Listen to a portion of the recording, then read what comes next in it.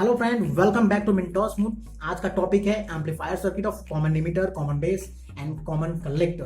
Previous video में हमने देखा था same common emitter, common base and common collector with the use of transistor. ठीक है, अगर आपने प्रीवियस वीडियो नहीं देखा है तो जाके देख लीजिए, वहां पर बहुत ही इजी वे में से समझा दिया हूँ सर्किट कैसे कॉन्फ़िगर होता है, और साथ ही साथ सर्किट एनालिसिस भी बताया होगा कि कैसे आपको पता चलेगा कि कौन सा सर्किट कॉमन इमीटर है, कौन सा सर्किट कॉमन कलेक्टर है। साथ ही साथ एनपीएन एंड पीएनपी ट्रांजिस्टर को भी कैसे पहचानेंगे। ठीक है, तो आप जाके देख लीजिए अगर आप नहीं देखे तो। और ये वीडियो स्टार्ट कर रहे हैं। ओके, तो देखिए हमें यहाँ पर एम्पलीफायर को यूज करके कॉमन इमीटर, कॉमन बेस और कॉमन कलेक्टर करना है। तो एम्पलीफायर का मेनली यूज क्या होता है? एम्पलीफायर जो होता है इंक्रीज कर देता है सिग्नल लेवल को। ठीक है, और हम एम्पलीफायर का यूज इसलिए करते हैं कि अगर हमारा स्मॉल इनपुट सिग्नल है तो हमें आउटपुट सिग्नल ज्यादा मिले, इसलिए एम्पलीफायर का यूज करते हैं। ठीक है, तो ये यूज हो गया एम्पलीफायर का। लेकिन हम ट्रांजिस्टर को एज ए एम्पलीफायर कैसे ट्रीट करेंगे? तो सिंपल सी बात है, हमें एम्पलीफायर को बायस करना पड़ेगा ताकि वो ऑपरेट करे एक्टिव रीजन में। ठीक है, अगर वो एक्टिव रीजन में ऑपरेट कर दिया तो हमारा जो आउटपुट है वो लीनियरली प्रोपोर्शनल टू इनपुट हो जाएगा।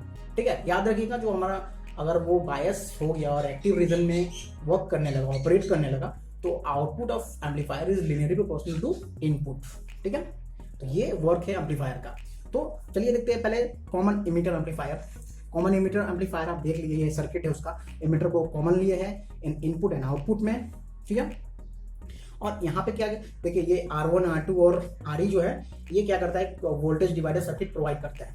ठीक है, और जो C इनपुट है ये क्या करता है, ये DC कंपोनेंट को प्रॉपर्ली ब्लॉक कर देता है, सिर्फ AC कंपोनेंट ही पास करेगा। ठीक है, और जो ये CE है विथ RE ये क्या करता है, ये हमारा आउटपुट वोल्टेज को रिड्यूस करता है। ठीक है, गेन वैल्यू को रिड्यूस करता है। और जो C है कलेक्टर कैपेसिटर, ये क्या करता है, ये भी DC को ब्लॉक कर देता है और पास करता है सिर्फ AC। और साथ ही साथ ये एम्पलीफाई करता है नेक्स्ट स्टेज पे, एम्पलीफायर का जो आउटपुट का नेक्स्ट स्टेज है उसको एम्पलीफाई कर देता है। ठीक है, तो ये सबका कंपोनेंट का वर्क हो गया।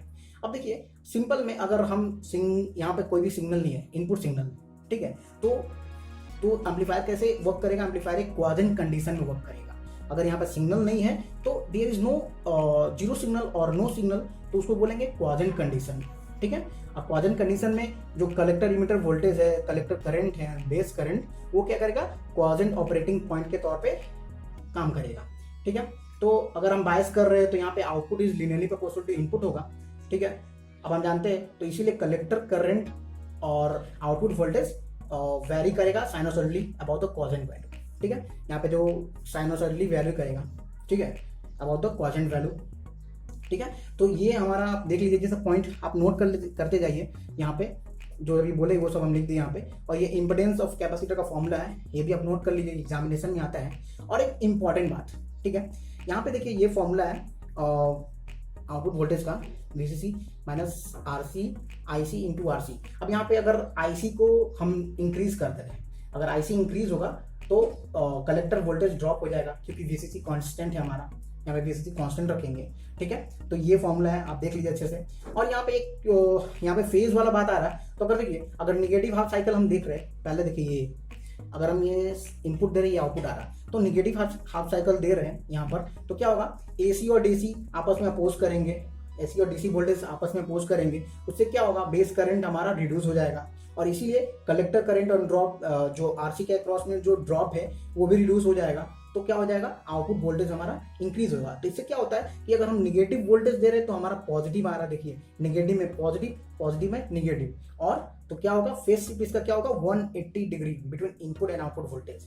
ये याद रखिएगा, CE में एम्पलीफायर में फेज शिफ्ट 180 डिग्री होगा between input and output voltage. ठीक है, तो ये हो गया कॉमन इमीटर का। अब मूव करते हैं कॉमन कलेक्टर में। तो कॉमन कलेक्टर का ये जो हमारा जो सर्किट है, आप देख लीजिए, इसको बेसिकली इमीटर फॉलोअर बोलते हैं। एग्जामिनेशन में बहुत बार पूछा जाता है कि क्यों इसको इमीटर फॉलोअर बोलते हैं, ये भी हम देखेंगे। इसमें देखिए यहाँ पर कलेक्टर को हम ग्राउंड किए है, ये एरो है, इसका मतलब ये इमीटर है और ये बेस है। तो ठीक है, तो सर्किट एनालिसिस आप देख लीजिए प्रीवियस वीडियो में कैसे करते हैं। ठीक है, तो ये कॉमन कलेक्टर है, कलेक्टर को ग्राउंड किए हैं। ये क्या करता है, सिंपली देखिए, यहाँ पर अगर हम सिग्नल में इनपुट सिग्नल को इंक्रीज कर रहे हैं, ठीक है, इनपुट सिग्नल अगर पॉजिटिव दे रहा है तो क्या होगा, हमारा बेस करंट इंक्रीज होगा, और इनपुट सिग्नल अगर निगेटिव दे रहे हैं तो बेस सिग्नल डिक्रीज होगा। ठीक है, तो उसी पे हमारा ये इक्वेशन है आउटपुट का, ये इक्वेशन देख लीजिए आउटपुट का। और अगर समझ लीजिए ये इक्वेशन में अगर VVE को कांस्टेंट रखे हैं, अगर हम VVE को कांस्टेंट रख लिए तो इमीटर वोल्टेज वेरी करेगा बेस वोल्टेज के तौर पे। तो क्या होगा, मैंने जो इनपुट में जो सिग्नल दे रहे हैं, बेस में तो इनपुट जा रहा है ना, इनपुट में जो सिग्नल दे रहे हैं वही इमीटर में आएगा, इसीलिए इसको बोलते हैं इमीटर फॉलोअर्स। ठीक है, तो आप बोल सकते हैं in common collector circuit emitter terminal follow the signal voltage apply to the base, so it is known as emitter followers. ठीक है, तो और इसका जो फेज है, इनपुट फेज, वो भी सेम होगा। देखिए इनपुट फेज सेम होगा, यहाँ पे 180 डिग्री फेज नहीं होगा, जो इनपुट देंगे वही आउटपुट मिलेगा। ठीक है, अब आ जाते हैं हम कॉमन बेस की तरफ। ये कॉमन बेस एम्पलीफायर सर्किट है, यहाँ पे बेस को हम कॉमन लिए हैं। ठीक है, यहाँ पे RE है, यहाँ पे कलेक्टर है, यहाँ पे इमीटर और कलेक्टर, यहाँ पे आउटपुट ले रहे हैं RL के अक्रॉस।